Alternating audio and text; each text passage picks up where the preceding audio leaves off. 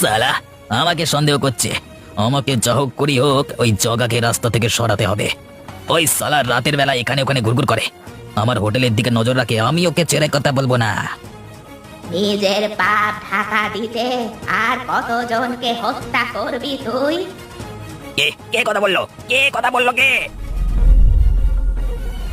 আমি। তোর পাপের শাস্তি তোকে পেতেই হবে। তুই যেভাবে আমাকে মেরে কেটে ফেলে মানুষকে খাইয়ে দিয়েছিস, সেইভাবেই আমি তোকে কেটে কুকুর শিয়ালকে খাওয়াবো। তুমি এখানে কি করছো? ওরে বাবা, তুমি এখানে কিভাবে এলে? তোকে যতক্ষণ না তোর পাপের শাস্তি দেব, ততক্ষণ আমি এখান থেকে যাব না। তাই নাকি? তাহলে এটা শুনে রাখ, আমি তোর শখের হোটেলটাকে জ্বালিয়ে দেব। না, এই কাজ করিস না।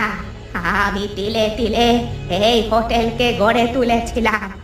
এই হোটেলটার তুই কোনো ক্ষতি করিস না। তাই নাকি?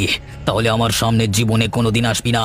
আমাকে শেষ করবার ইচ্ছা মাথা থেকে সরা, আমার চোখের সামনে থেকে দূর হয়ে যা।